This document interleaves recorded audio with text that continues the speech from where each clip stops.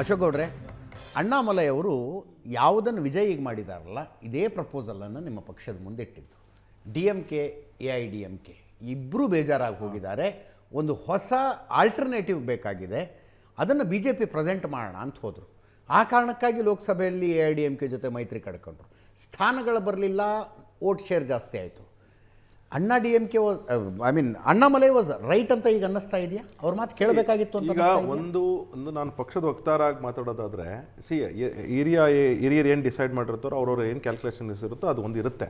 ಆದರೆ ನಾನು ಒಬ್ಬ ತಮಿಳ್ನಾಡಿನಲ್ಲಿ ನಂದು ಒಂದು ಸ್ವಲ್ಪ ಲ್ಯಾಂಡ್ ಅದೆಲ್ಲ ಇರೋದಕ್ಕೆ ನಾನೇನಾದ್ರು ಒಬ್ಬ ತಮಿಳ್ನಾಡಿನ ವ್ಯಕ್ತಿ ಅಂತ ಮಾತಾಡೋದಾದರೆ, ಅಂದರೆ ತಮಿಳ್ನಾಡಿಗೆ ಸಂಬಂಧ ಇರೋ ವ್ಯಕ್ತಿ ಅಂತ ಮಾತಾಡಿದ್ರೆ ನೀವು ಹೇಳ್ತಿರೋದನ್ನು ಒಪ್ಕೊಳ್ತಕ್ಕಂಥ ಚಾನ್ಸಸ್ ಇರುತ್ತೆ. ಆದರೆ ನನಗೆ ಏನು ಹೇಳ್ತಿದ್ದೀನಿ ಅಂದರೆ, ಈಗ ಇವತ್ತು ನಾವು ಡಿಬೇಟಿನ ಟಾಪಿಕ್ ಏನಿದೆ, ಕಾಂಗ್ರೆಸ್ ಪಾರ್ಟಿ TVK ಜೊತೆ ಯಾವ ಮಟ್ಟಕ್ಕೆ ಹೋಗ್ತಾ ಇದೆ, ಇದು ಎಷ್ಟರ ಮಟ್ಟಕ್ಕೆ ಸರಿ ಇದೆ ಡಿಚ್ ಮಾಡಿ ಅಂತ ಚರ್ಚೆ ಮಾಡ್ತಾ ಇದ್ದೀವಿ ಸರ್.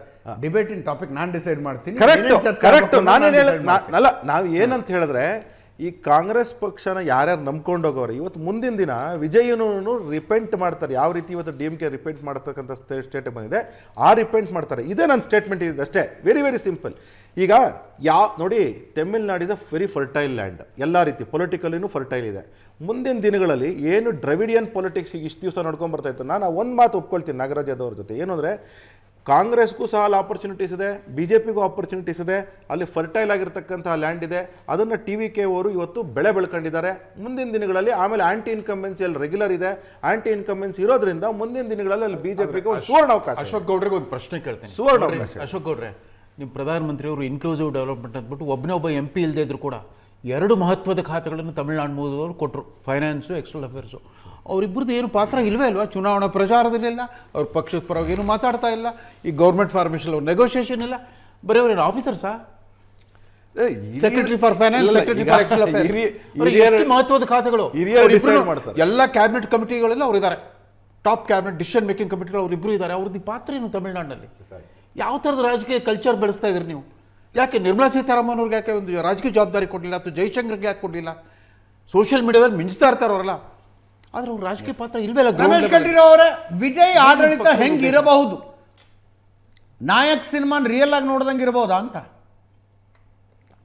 ಅಲ್ಲ, ವಿಜಯನ ನಾನು ಬಹಳ ಹತ್ತಿರದಿಂದ ಕಳೆದ 20 ವರ್ಷದಿಂದನೂ ನೋಡ್ತಾ ಇರ್ತಕ್ಕಂಥದ್ದು. ಅವರು ಯಾವುದೇ ಒಂದು ಡಿಸಿಷನ್ ತಗೊಳ್ಳೋದಿರ್ಬೋದು, ಇಲ್ಲ ಯಾವುದೇ ಒಂದು ನಿರ್ಧಾರ, ಯಾವುದೇ ಒಂದು ಕೆಲಸ ಮಾಡೋದಿರ್ಬೋದು, ಬಹಳ ಸಾವಧಾನವಾಗಿ, ಸಮಾಧಾನವಾಗಿ ಎಲ್ಲಾ ಅಂಶಗಳನ್ನ ಪರಿಶೀಲಿಸ್ತಾರೆ, ಎಲ್ಲ ಕಡೆಯ ಇನ್ಪುಟ್ಸ್ ಅನ್ನ ತಗೊಳ್ತಾರೆ, ಎಲ್ಲ ಕಡೆ ಯಾವ ರೀತಿಯ ಡಿಸಿಷನ್ ತಗೊಂಡ್ರೆ ಯಾವ ರೀತಿ ಪರಿಣಾಮ ಆಗ್ಬೋದು ಅನ್ನೋದನ್ನ ಮುಂಚೆನೆ ಆಲೋಚನೆ ಮಾಡ್ತಾರೆ. ಆ ಹಿನ್ನೆಲೆಯಲ್ಲೇ ಅವರು ನಿರ್ಧಾರಗಳನ್ನ ಕೈಗೊಳ್ತಾರೆ. ಹಾಗಾಗಿ ಒಂದು ಒಳ್ಳೆ ಆಡಳಿತ ಅಂದ್ರೆ MGR ಕಾಲದಲ್ಲಿ ಇದ್ದಂತ ಆಡಳಿತ ಇರ್ಬೋದು, ಜಯಲಲಿತಾ ಅವರು ತಗೊಳ್ತಿದ್ದಂತ ನಿರ್ಧಾರಗಳಿರ್ಬೋದು, ಆ ರೀತಿಯ ಒಂದು ನಿರ್ಧಾರಗಳನ್ನ ವಿಜಯ್ ತಗೋಬಹುದು ಅಂತಾನೆ ಎಲ್ರೂ ಹೇಳುವಂಥದ್ದು.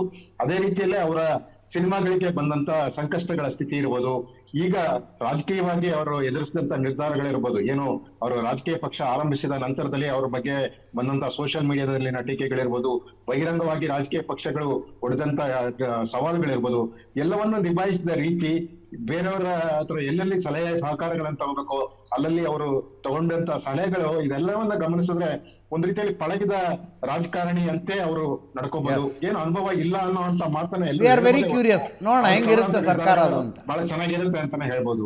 Thank you so much sir. 3 ಜನರಿಗೂ ಧನ್ಯವಾದ. Thank you Prashant. ಇದರೊಂದಿಗೆ ಇವತ್ತಿನ ಲೆಫ್ಟ್ ರೈಟ್ ಸೆಂಟರ್ ಮುಗಿಸ್ತಾ ಇದ್ದೀವಿ.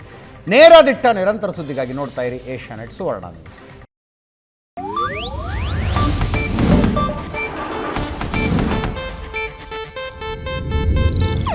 ಇದು ಏಷ್ಯಾನೆಟ್ ನ್ಯೂಸ್ ನೆಟ್ವರ್ಕ್ ಪ್ರಸ್ತುತಿ.